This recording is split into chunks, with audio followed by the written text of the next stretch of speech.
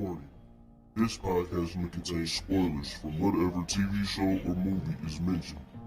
Please listen at your own discretion. Welcome to Viewers Anonymous. Yo, what's going on? I am Scoops Bronson. And I am S. Foster. That's right. You tuned into another episode of the Viewers Anonymous podcast where we give you our very own reviews and takes of movies and TV straight out of Hollywood. What's going on with you, my guy? Man, I can't call it, man. Just been putting in a lot of work.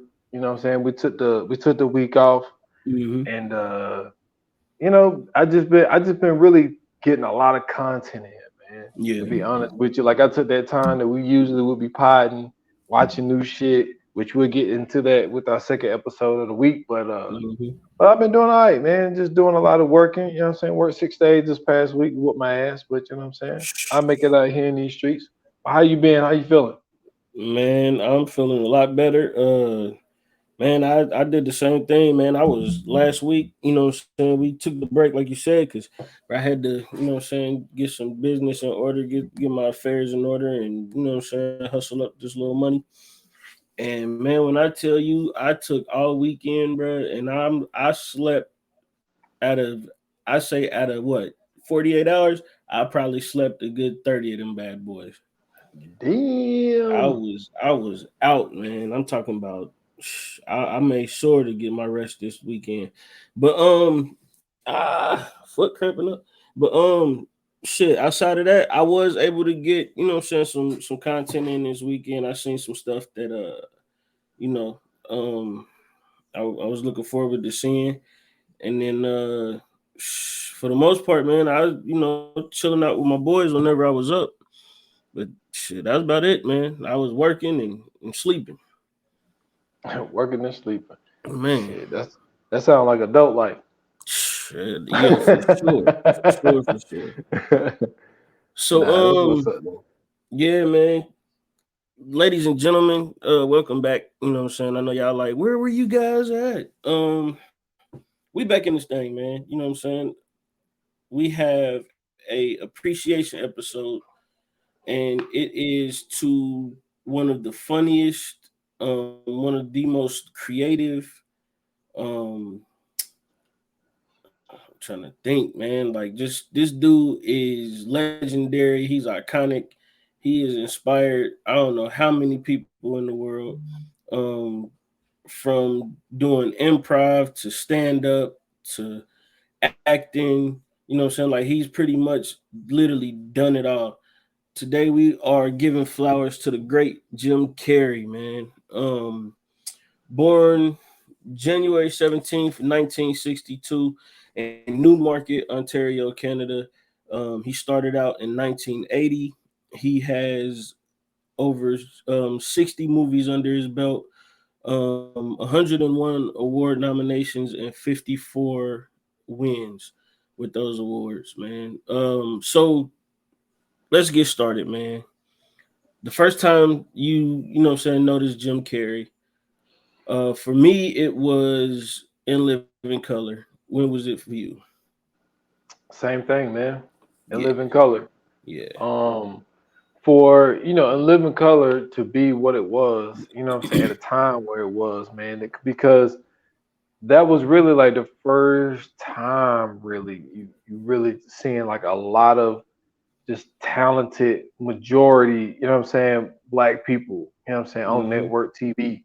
You know, if we had to have 124 episodes starting in 1990 to 94, but like when for the only comparison, well, I'm pretty sure there's some other ones, but the one that come to mind, but in a different sense, is The Wire, and this is what I mean. I think what made The Wire, why people really put The Wire so high on the list is because of what the people done after the show, like how many stars came out of that show. Yeah, buddy. You know what I'm saying? Because when you watch The Wire, it's like, it's a good show, don't get me wrong.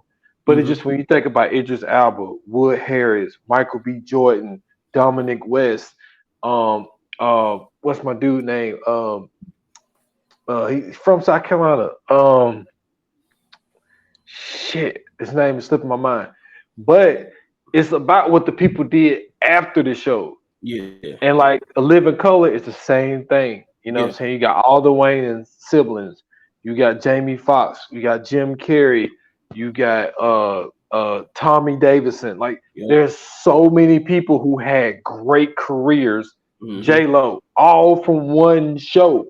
Yeah. And like, and it's like there was so much talent in one area, man, which made it just as dope. So yeah, that was the first time I came aware of Jim Carrey, man, and that dude, like, it's. I was thinking about this because I was so ready for this pod last week because like I was on my Jim Carrey kick Mm-hmm. because I had watched because me and you know what I'm saying, we might go at it today. You know what I'm saying? Because you say that the second Pet Detective was better than the first one. Absolutely. So I was like, I still disagree. I watched the second one, and then so I watched the second one, right?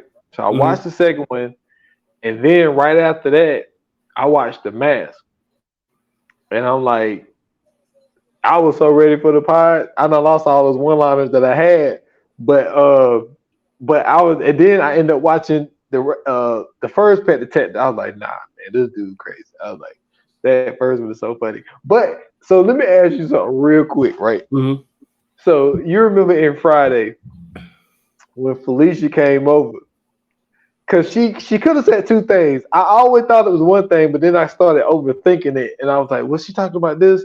Okay, so she went over and she said, Craig, I need to borrow she said, I need to borrow Your VCR. your VCR real quick. I want to double tape. And he was like, hell no. She said, get that ass. And I'm like, hold No, up. she said it's the Mac. See, that's what I didn't know if she was saying if it was the Mac or when she Nah, said it was yeah, the mask. she was saying it's the Mac. See, because she kind of cut it short. And Yeah. I was going back and forth. Like, did she say the Mac or did she say the mask? Yeah, Because it nah, kind she of said sounded it's the the same the Mac. way she said it. Okay, so I didn't Yeah. know because I was like, wait a minute, I got to looking, and I was like, well, Friday came out in '95, so they probably filmed it in '94. I was like, the mask came out in '94, so then I was like, well, maybe it ain't the mask, but I just thought this shit was funny. But Yeah. but yeah, in Living Color, to answer your question, that was a long drawn out answer, but yeah, that's why I first came aware of Jim Carrey. Yeah, man. So to me, I felt like for most people, you know what I'm saying, his claim to fame was in Living Color, of course, and he said so himself. But the crazy part is, man, is that he had 13 credits to his name by the time he got to In Living Color. So, you know what I'm saying? He had the acting experience, and he had the you know what I'm saying, he had the chops to be able to, you know what I'm saying, do other things, but it seems like In Living Color was, you know what I'm saying, the one that kind of set him off. And the crazy thing is that for him to be on In Living Color, like you said, amongst a cast full of, you know what I'm saying, black comedians, black improv actors, and regular actors at that, for him to be able to hold his own and really be one of the main funny, you know what I'm saying, cast members, kind of told you that, you know what I'm saying, he was going to be able to, you know what I'm saying, be a star. Because it's one thing to, like, if anybody knows anything about the comedy world, um, it's a lot of different types of comedy, of course, right? But not only is it a lot of different types of comedy, there's also different types of crowds. And so, like, for instance, if you you know what I'm saying, like, if you ever watch Gary On, he, you know what I'm saying, has a joke about him being black famous. And a lot of people, you know what I'm saying, like, may not understand what he's saying, but he's saying, like, yo, like, I'm to the point to where, like, I work black crowds, you know what I'm saying, like, I usually do, like, a lot of my fan base is black people. And for me, I felt like Jim Carrey was in that lane as well. And then, like, he kind of took off and was able to do other things because he was under, that tutelage of Keenan Ivory Wayans.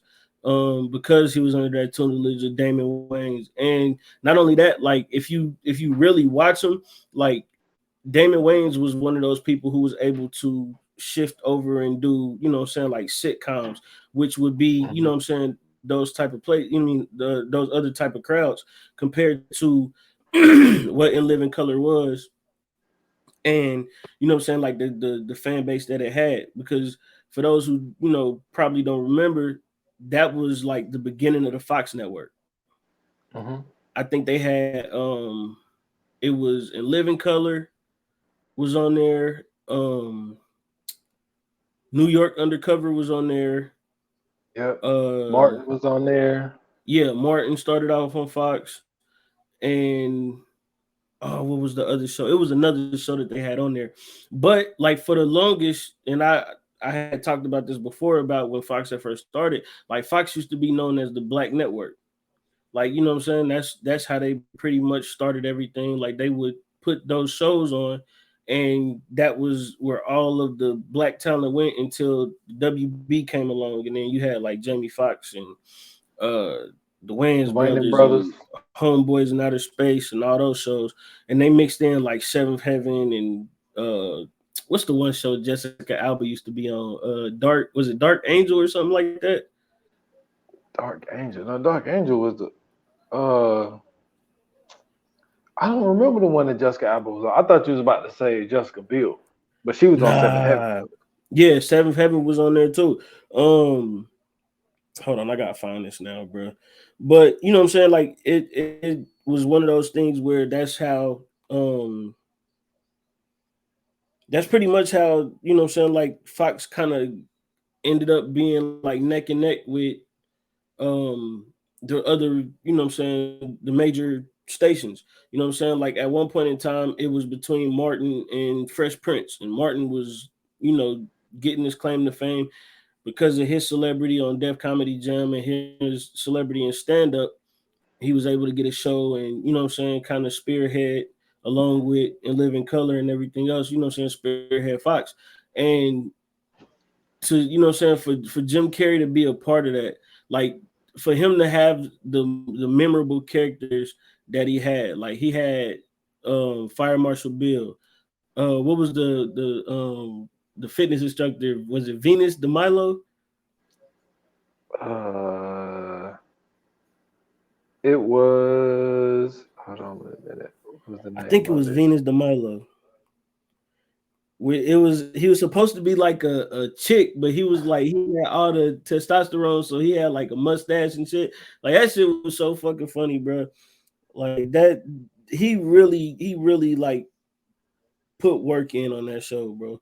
For him to be as good as he was at what he did, and you know what I'm saying, like putting himself in position to really win off of that show. And then like he was able to do a whole bunch of different it was Dark Angel. Yeah, I thought so. Oh, okay. Yeah, it was called Dark Angel. But like for him to be able to do the characters that he was doing, and you know what I'm saying, to bring those characters to life, and for them characters to be so funny, like that was something, man. Especially at that time too, because you didn't see a lot of that. Like, of course, you had like Saturday Night Live, but you know what I'm saying, most of the cast in Saturday Night Live was, you know what I'm saying, white characters and white actors. Yeah. And so to have something that rivaled that, but you also had Jim Carrey, and I think her name was Kelly Cofield or something like that. Yeah, Kelly Cofield part.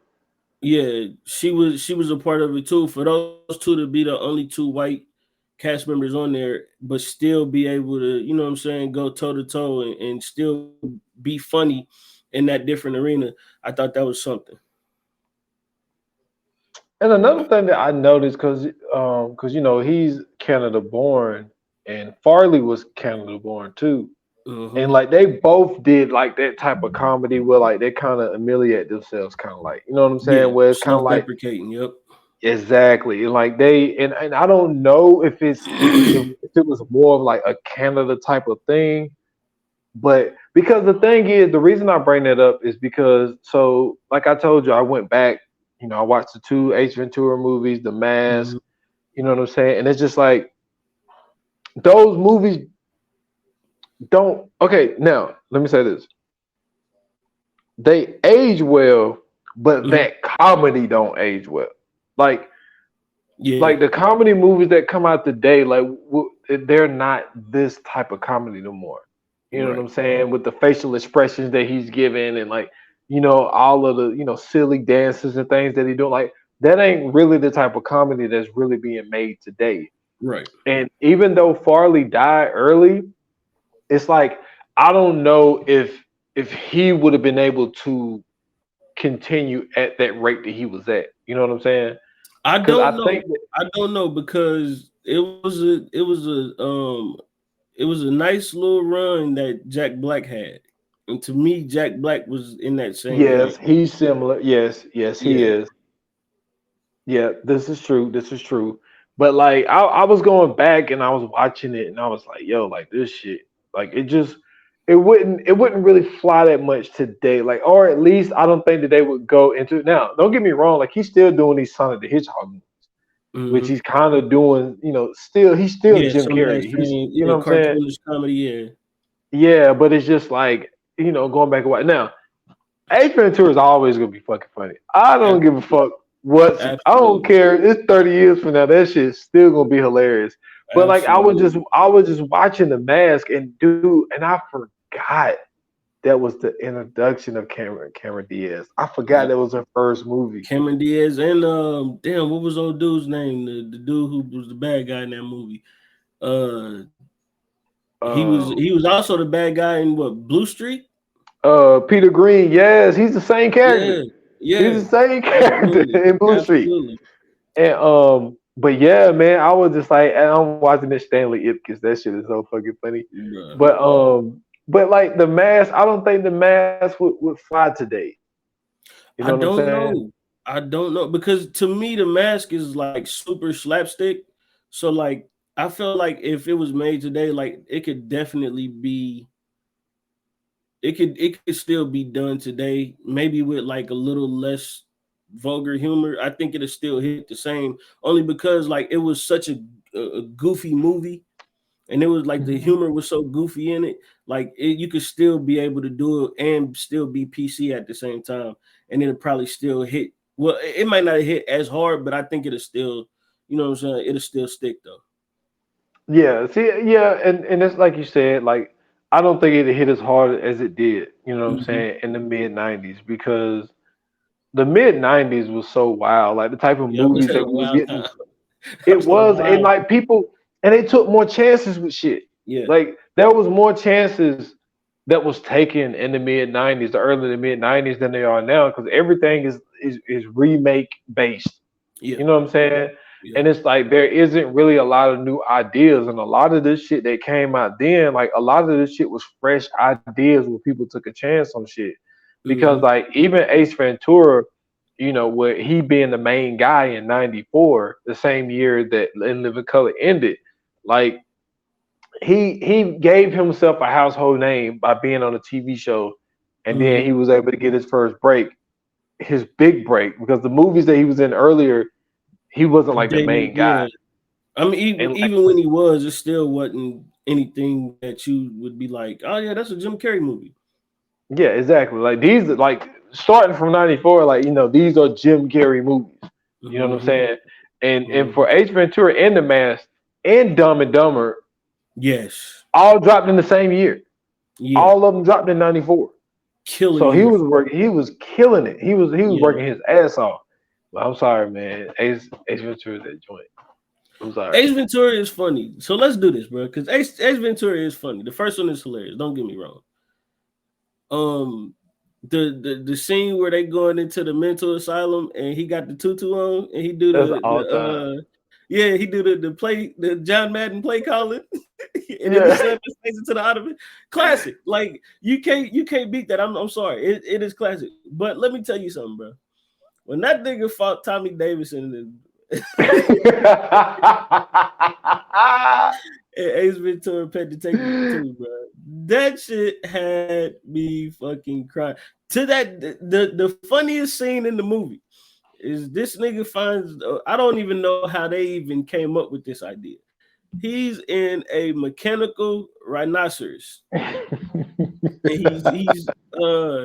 he is supposed to be doing surveillance on. I forgot. It was like some poachers or something. It was the guy that he was working for because they was looking I forget what they was looking for, but like they was looking for the bat, yeah, albino bat, yeah.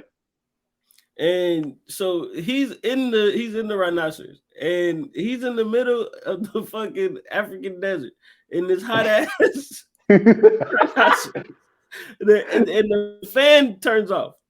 So he and this motherfucker talk about sweating bullets, bro. Like this man is drenched. This nigga trying to get out, but he's stuck in the rhinoceros, so he has to literally exit out the back of the rhinoceros. And he is damn near ass naked with nothing but drawers on, getting out the rhinoceros. And it looked like the rhinoceros is having a baby. When I tell you, bro, that is the funniest shit in the world. Bro, as a kid, bro, I fucking pissed myself crying watching that shit, bro. That shit was hilarious to me, man. I'm telling you, Pet Detective 2 is definitely the funniest one, bro. Them niggas, he was eating that shit out that bowl, bro, and they was like, "What is that?" It was like guano. It was like, "What's guano?" It was like bat dog. That nigga's like, oh my god! Listen, Bro, all of that is funny, man. Come on, when Ace and Courtney Cox went to that party, and that motherfucker. That motherfucker went to the bathroom. Oh my god! And he did the Mission Impossible shit when it was totally unfucking necessary. Jumped around and swung open the door. That motherfucker got on top of that tank. Here's the plate. That fucking shark came up. That's not so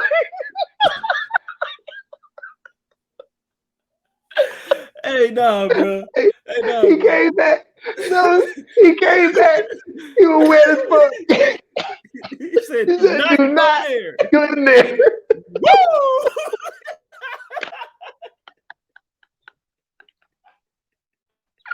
And then he squirted the water out of his pocket. Yo, that shit is funny as fuck. Hey, when he was chasing everybody around, trying to see who had the missing diamond in the ring. That nigga was getting his ass whooped by the motherfucking lineman, bro. Hey. Nah, when that nigga in the second one, bro, when that nigga was out there with the tribe, bro, they kept going shikaka. And he started doing it, and every time he did it, everybody bowed and shit. And he said, He said, shikaka, go. He was like, That shit was funny as fuck, bro. Hey, man. Dude, hey, I don't know, man. I'm telling you though, bro. Number 2 was the funniest one because the reason I say it, bro, is because it's such an out of place. First and foremost, the fact that this nigga's a pet detective is already funny because who the fuck is hurting that? And for him to be so specialized where they go get him and take him to Africa to find a bat, and then he's scared of bats, which made that shit even funnier. Like, bro, I'm gonna tell you what cracked me up in the second one, and I don't know why. There's two things that happened that really cracked me up with the second one. Yeah. So when the dude first bring him to meet the guy or whatever, and the guy's on the horse, and my man started spanking the horse to go over there, right? Yeah. And he put that thing between his arms. Ace grabbed that shit, he hit him in the ass.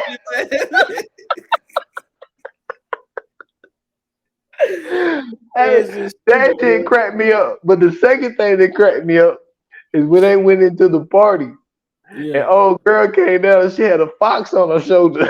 Yeah. Hey, knocked my man out and put him on the shoulder. Bro, that shit was stupid, bro. I don't know why I thought that shit was so funny. What was the one joke that he did about the Monopoly Man or some shit like that, bro? That shit was funny as fuck too, bro. It was the same thing. Cause he had the he little started making them glasses talk. thing. When he was making the talking shit, that shit was funny as fuck, bro. That shit was funny, but like, nah, like, but for me, man, like you said, the whole insane asylum scene was fucking funny as fuck. To me. That motherfucker said halftime, and he started splashing that woman. He slammed his head on the table. She said he'll be good there for the next 25, 30 minutes. Man, That motherfucker went in there. He went in there and he opened up the box, and then black dude started to walk in there. He tried to get in the fucking box. Like, man, what the fuck are you doing? So, man, listen, bro. Like, okay, so that's 1994. Yep. So, 1994. He was also doing The Living Color around that time. Then, like you said, he had The Mask. Then he got Dumb and Dumber, and then I don't know who thought that it would be a great idea to For the Riddler. no. I'm not knocking this though. I'm not knocking this. Out of those movies, out of the Batman Forever movies, to me, especially because I think this is the one with George Clooney, right?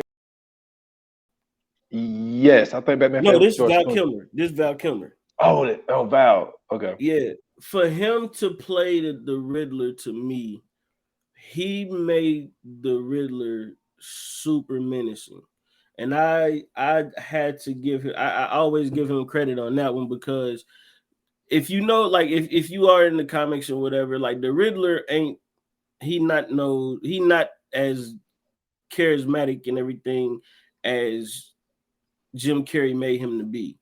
You know what I'm saying? He kind of like corny for real. But when Jim Carrey put his spin on it, like he really made that motherfucker an evil villain. Like that's to me, that's one of the better villains of Batman movies. You know what I'm saying? Like if I would rank him, I would definitely probably put him. I would probably put him top 5 for sure. That's interesting. Because I would put him top 5 for sure. Because my favorite depiction of the Riddler was in the show Gotham. I forget what my dude name was, but I thought he played a really good Riddler. But Batman Forever, the dude with the glasses that worked in the lab, right?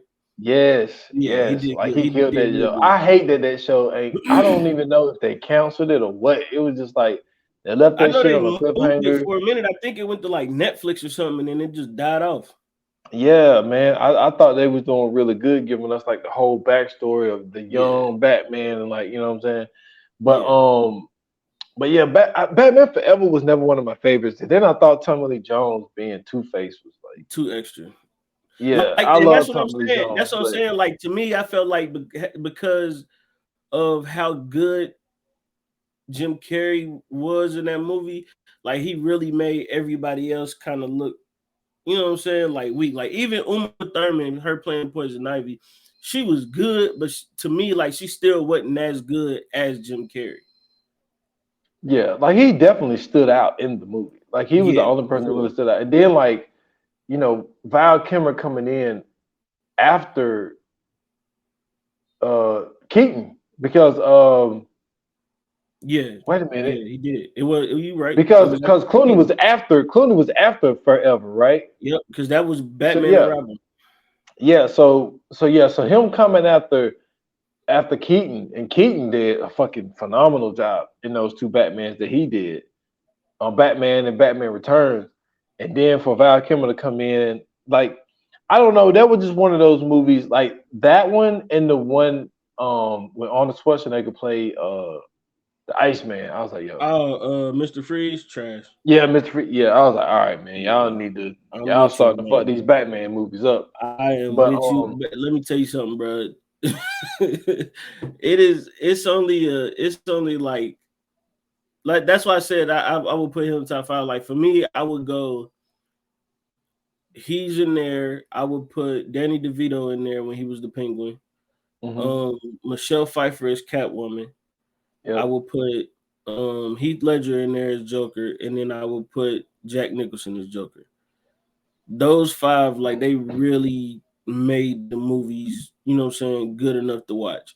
But him, I'm telling you, man, him as the Riddler, bro, like and it was so good because we've never seen that from, you know what I'm saying, like to me, or at least I ain't gonna say we haven't, but I'd never seen a comedian be able to flip gears that way.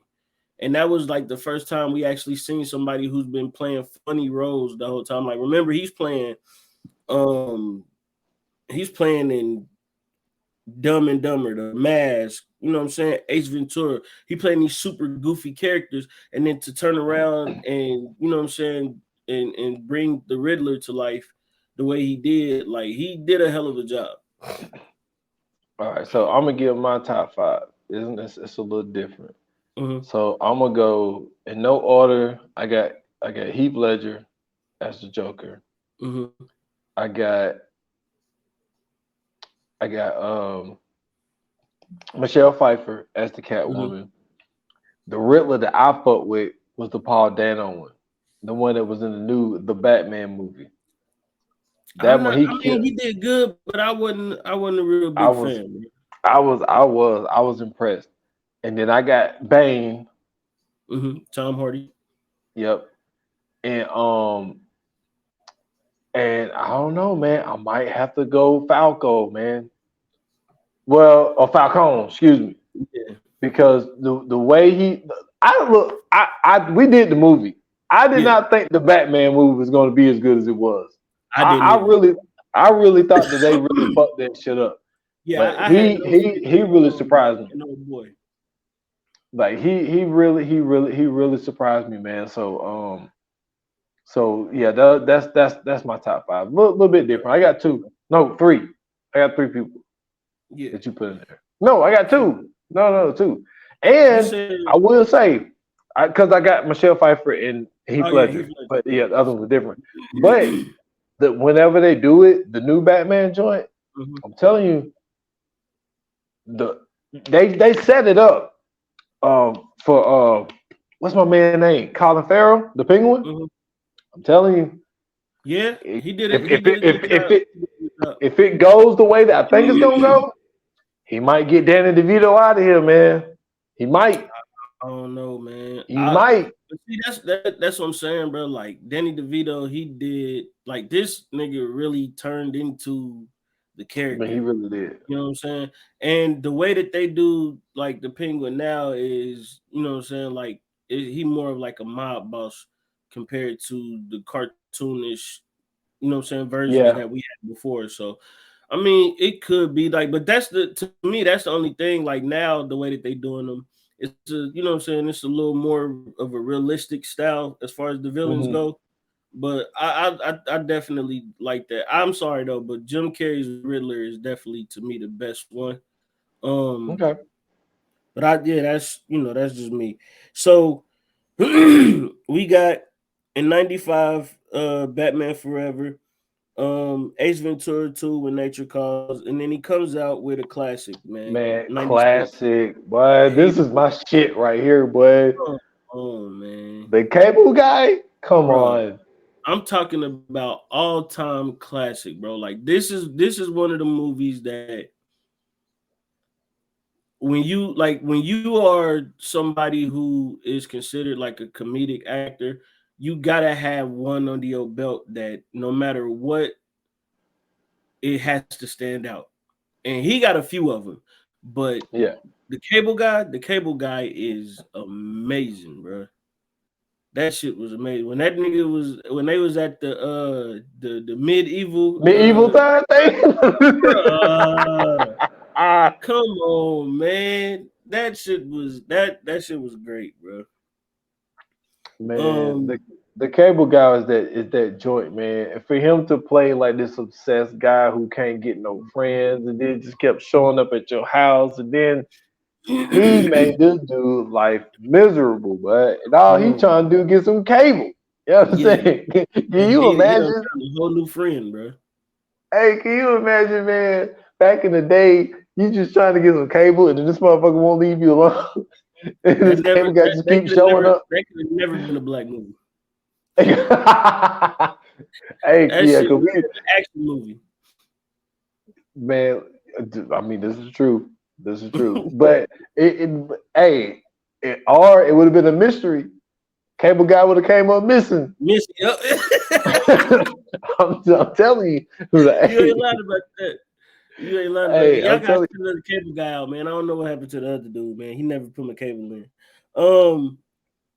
So you know what I'm saying? He busts out with cable guy, and at the time, it is a hit.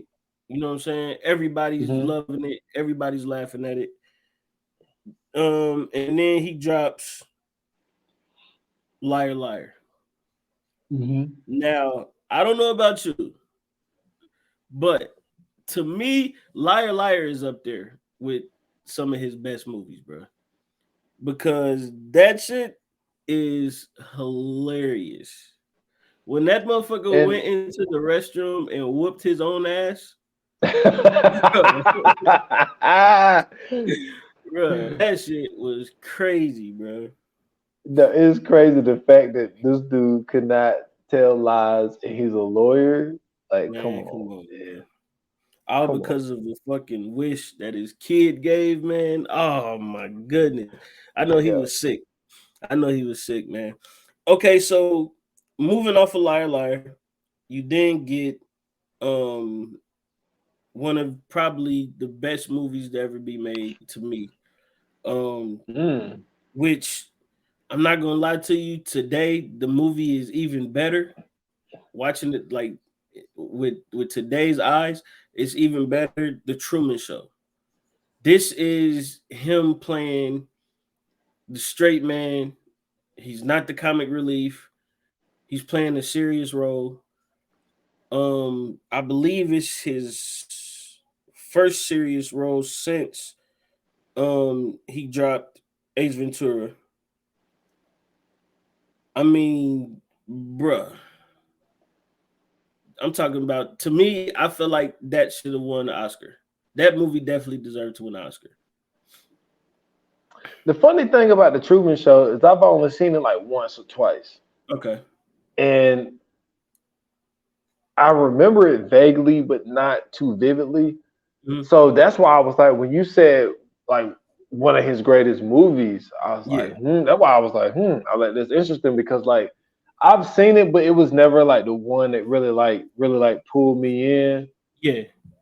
But I like, mean, the premise of it though, right? Like he's this kid who basically you know what I'm saying, his parents allow him to be this child actor who basically grew up his whole life as a actor. Like his whole life is a TV show.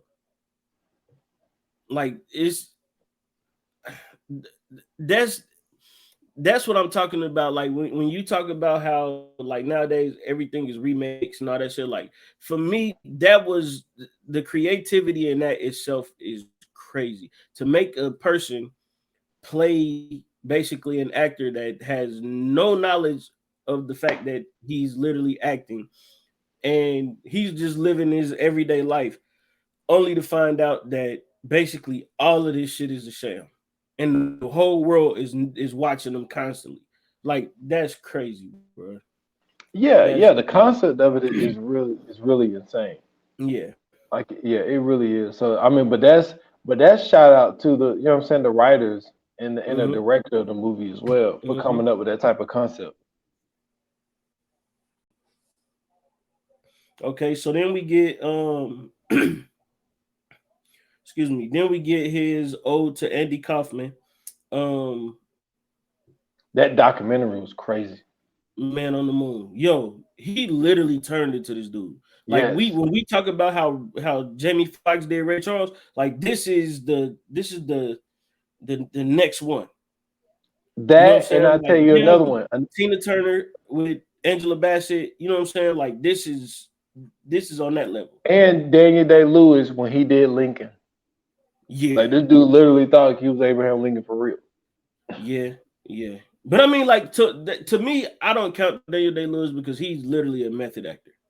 Like Yeah, I mean, yeah, that's what he does. I've never seen Daniel Day-Lewis outside of a movie. I've never seen him in an interview. I've never seen him in nothing. So any role he played, that's what I see him as, right? But we know Jim Carrey as Jim Carrey already. And so for him to dive into this role and literally turn into Andy Kaufman, you know what I'm saying? Like they said he literally was like nonstop 24. I mean, you seen the doc, so you probably know more. Yeah, the You'll doc be was able to put a crazy. little bit more into it. But they were saying like he literally was like day by day. Like they said they even had to do some shit to get him out of that. Yeah, like he went through a dark time. Like that's what the Yeah, whole documentary was talking about. Was how was like that, like the time of doing the movie, because the whole documentary is them filming when he's off set, or in yeah, between takes and shit like that, where it was just yeah, like they're trying to have a conversation with him, but he's Andy Kaufman.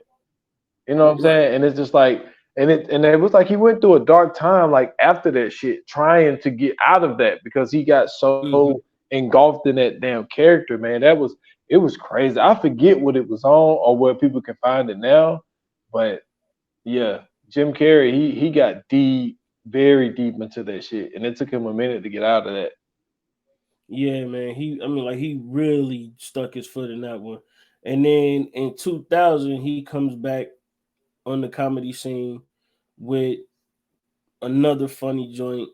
Um, First and foremost, the concept that this is why I love comedy so much, bro. Because like the creativity in movies is just is I mean bar none, bro. Like first and Mhm, foremost, it's me myself. We talk about me myself and Irene. 2000, he's back, right? So mhm. he has 3 kids. His wife leaves him. He has 3 kids. They all black kids. And not only are they black kids, they just big ass kids. Like they huge, like they grow up to be like huge. And then not only that, he deals with split personality. So he Mhm. has himself who is Charlie, and then he has a split personality, which is Hank, which is like a total badass because he's basically compressed his feelings all his life, and then now his all of that shit is exploded and turned him into a schizophrenic. And when I tell you, bro, the genius behind this shit, bro, is so amazing because he's literally Mhm. playing 2 characters this whole movie. He's Yep. playing like this cool, you know what I'm saying, like real nice guy, and then he playing like this asshole. Like that shit, bro. I'm talking about straight comedy, bro. That was a good one.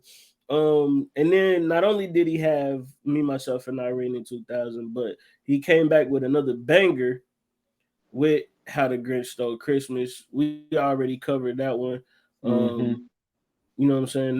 That was to me another one of his, you know what I'm saying, great ones. He really put his foot in that one. He had the Majestic, which I believe that's the one about the movie theater or some shit like that. Um, I haven't seen it in a minute. Yeah, he I was a Hollywood writer. Yeah, and then he was a Hollywood writer. He ends up going to a small town after a car accident where he lost his memory, and then basically they mistaked him for being this person that used to live there or whatever. But he was like, you know what I'm saying, he was getting his memory and stuff back because of the movie theater that was there, which was called The Majestic. But that was a great movie, you know what I'm saying, another serious role that he played in. 2001, 2003, he comes back, another banger, Bruce Almighty. Come on, bro. Mhm. Him and Morgan Freeman, Morgan like Freeman's guy. That's hilarious. bro, I'm talking about they did a hell of a job in that one. Bruce Almighty was funny, so much so that they ended up doing and they did a spinoff with Steve Carell, which was just as funny. But when that nigga was making Steve Carell fuck up on the teleprompter, when he was supposed to be reading the teleprompter, he was like,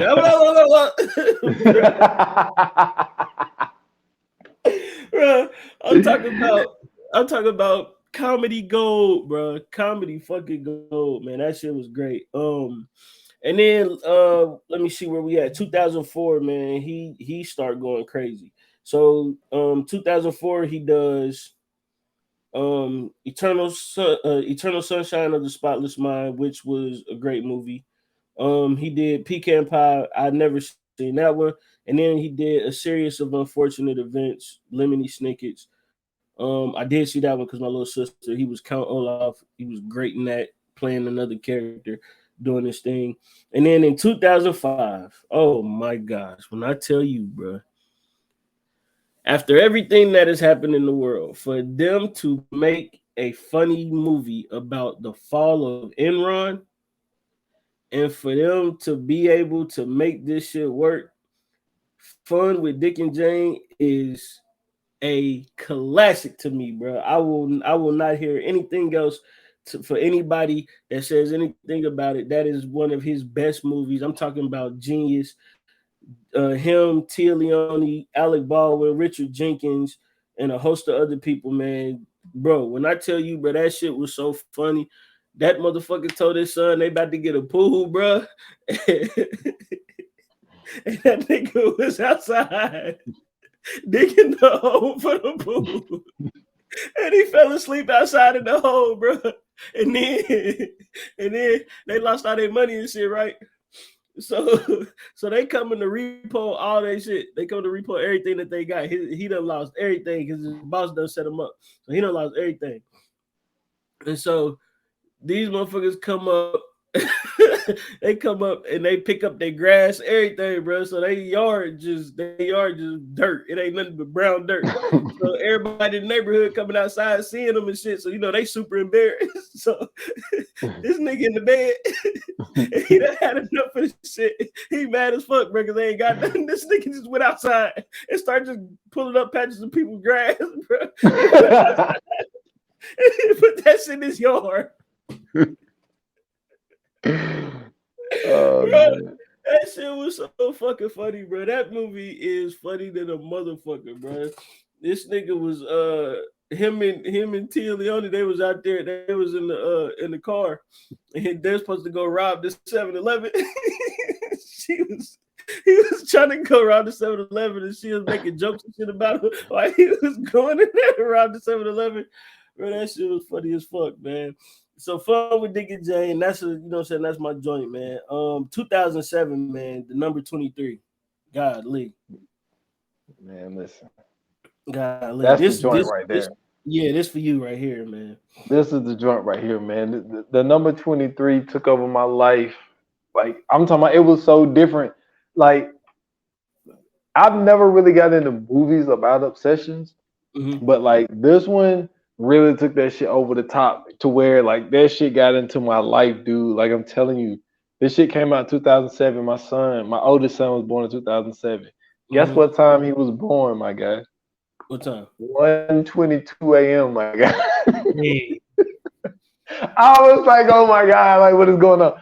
The number 23 is so dope, man. And to have Virginia Madsen in it, for her to play the wife. But the story, but the greatest thing about the number 23 is obviously the book, and to come to find out that he was actually fingerling. But he, what I'm saying, actually, killed someone and then tried to commit suicide and fucking forgot everything and then ran into her. Didn't we cover this? We did cover the number 23. Okay, I thought so. Go ahead. But like it was just so dope. Like, obviously I'm not gonna go long on it because we go back into the archives, y'all can hear it. But to me, it was just it was Jim Carrey's best work. Because, like, don't get me wrong, like, you're more of the comedy guy than I am, but like this movie was so dope to me because I think the story, it was so well written, and the way and to have a guy like Jim Carrey who has that talent, because like the only times he was funny, it was like what I'm saying, little snarky shit that he would throw in there real quick because it's him. But I just think that what really takes it over the top was just the fact that it was just a great script. That's what really makes this movie as good as it was, man. It's definitely, I know we're gonna do a top 3, but like, yeah, the number 23 is my joint, man. But I will tell you this before you get back started. For me personally, this is where it really, for me, the Jim Carrey train started to really stop. Like a lot Absolutely. of the movies What? after this, I didn't Okay. personally really see them.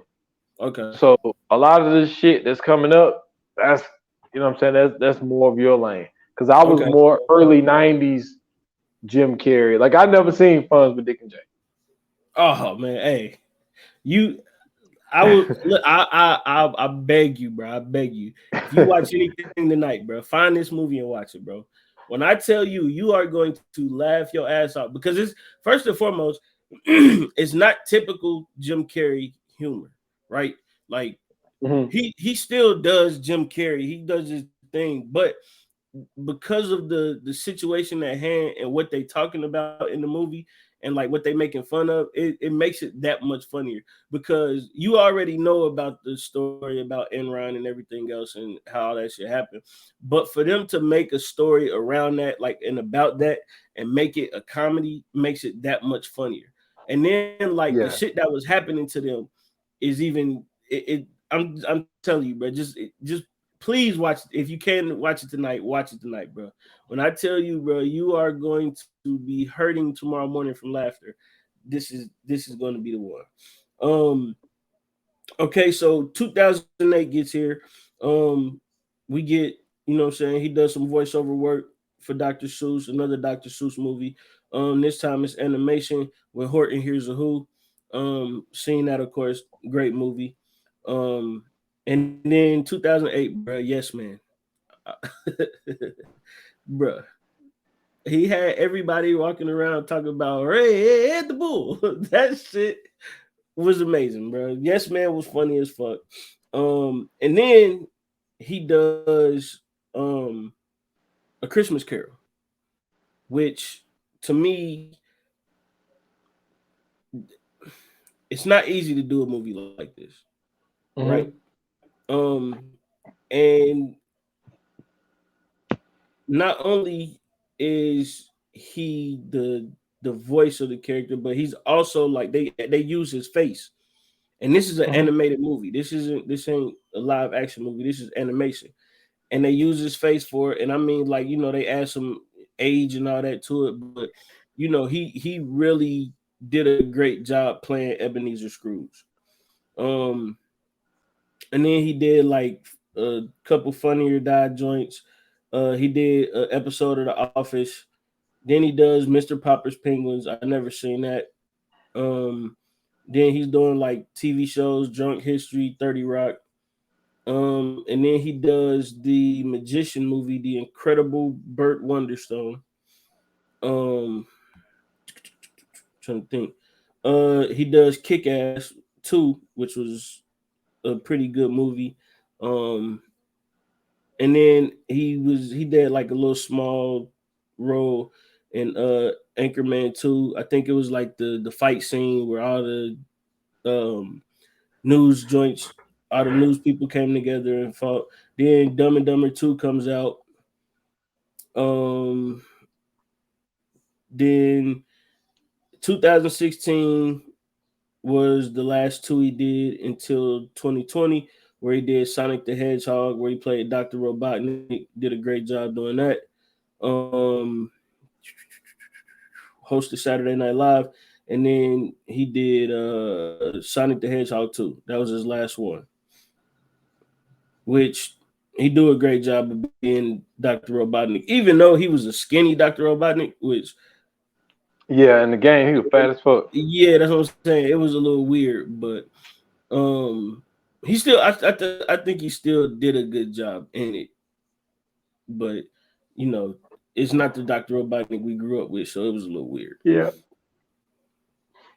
Um So usually around this time, if you're new to this show, you know what I'm saying, we usually do a Fire Flames where we rate whatever movie or TV show that we reviewing between a 1 through 5. But because we're doing the appreciation episode, we do our top 3 favorites from whoever we giving our flowers to. And so let's go ahead and get into this, man. Top 3, what you got? Oh man, this is the easiest top three I've done. You know what Okay. I'm saying? In no order. Ace Mm-hmm. Ventura, Pet Detective. You know what I'm Mm-hmm. saying? The first one. The Cable Guy, Mm-hmm. and number 23. That's Okay. that's that's that's the easiest one I've done. Like everybody that we done. Well, see, this is the problem with a lot of people that we done in the past is that Mm-hmm. like they done like their movie titles are way more. Yeah. And like they had a lot of smaller roles in other movies, and it's like I tried to use movies where they was like the main character, so it kind of made Absolutely. shit tougher. For me, this was not tough at all. Man. This was not tough Yeah. at all. Those are my And three. and before I tell mine, for him to only have 65 credits, bro. Like that's he got a strong showing for only Mhm. 65. Like out of those 65, he got a strong showing. I gotta give him credit on that one because he got some bangers in there. But for me, man, no particular order. I'm going Ace Ventura 2, Fun with Dick and Jane, and I am also going with ah man. See, this is the one. This is what I was kind of worried about because it's between Yes Man and the Truman Show. You know what I'm saying? Um, Well, you got to because go Yes Truman Man is. Show because you said it was one of he should have won an I Oscar. mean, I know, man. That's what I'm saying. Like, and that's why I said no particular order because it's really between Yes Man and Fun with Dick and Jane. But I just named the Truman Show last. But the Truman Show is definitely in there. But between Yes Man and Fun with Dick and Jane, like you could switch them out for me. But I'm gonna go with Fun with Dick and Jane because I think that was a very underrated Jim Carrey movie. Okay, I ain't Yeah, mad for at it. sure. For sure. All right, man. So now that we got that out the way, man, let's get into our coming soon. Let's do it. Coming soon to own on video and DVD. All right, so the next episode, man, we giving you people our review and take on Extraction. Yeah, and Starring Chris Hemsworth, and the yeah, new Chris. one about to be coming out. I think it Yep, come out this month. Yeah, the new I one come believe out so. this month. I So believe so. yeah, that movie. Well, you want to talk about Crazy. overkill? Yeah. Yeah. There's some overkills in here, definitely, man. But what made Extraction dope was like this was like really like the first because if I'm not mistaken, I think he did. I think he played Thor like 2 or 3 times in a row, and then like this was the only thing that he had did after he did Thor, and it Mhm. was so because we got so used to seeing him as Thor, and it was just like seeing him in this, like just like a special ops dude, just fucking just yo, movie dope. Well, he also played in. I don't know if this was after. I think this was before Thor. I think he was in Cabin in the Woods, and he was in It might have been in the Red middle. Dawn. Yeah, I know I he was. think He was Red in Dawn the was Red Dawn remake. like the Red Dawn probably was after like the first one, probably. Yeah, but I don't know if I want to say Cabin in the Woods was before we seen him as Thor. Hmm. That's interesting. I'm not sure. I'm not sure, but I will say though, he did a hell of a job in this movie. Really, they all did. I got to give them credit. They all kind of, you know, what I'm saying, did their thing because this was a pretty interesting movie, especially with what it was about. But we'll get more into that on the other episode. Yeah, yeah, we're getting into that. So okay, so Cabin in the Woods was 2011, And Red Dawn was 2012, and then and the Avengers. first Thor came out in 2011. Yeah, and then Avengers came out 2012. So maybe okay. Hmm. So hold on.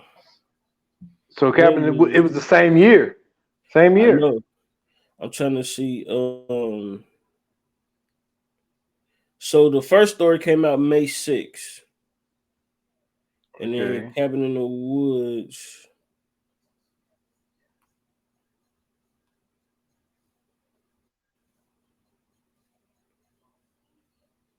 Yeah. April 13th. April 13th, yeah. Mm-hmm. Well, this saying April 13th, 2012. So it was after. Yeah, it was after. So they got that shit Wait a wrong. minute. See, it's saying it's a 2011 science fiction comedy, but then they saying that it came out in So, okay. Well, maybe it was made in 2011. Nah, they got it fucked up somehow. Yeah. Well, either way. Yo, Joss Whedon is a producer on this. Didn't know that. Because I believe he was also the producer on Avengers, if I'm not mistaken. Oh, no, yep, he was a director. Yeah. Yep. That's crazy. Him and the Russo brothers. Wow, that's what's up, man. But yeah, man, Chris Hemsworth, you know what I'm saying? He out there being all military and whatnot in the movie. So y'all go watch that, man, and then come back. And you know what I'm saying, gather around the campfire with us as we talk about Extraction. I believe it's on Netflix. Yeah, it's Netflix. Okay. And so, the new one come out. So we actually, man, hold on, man. We'll talk about that double feature because it comes out Friday. It comes out this Friday. Extraction 2. Okay. So we'll talk about it.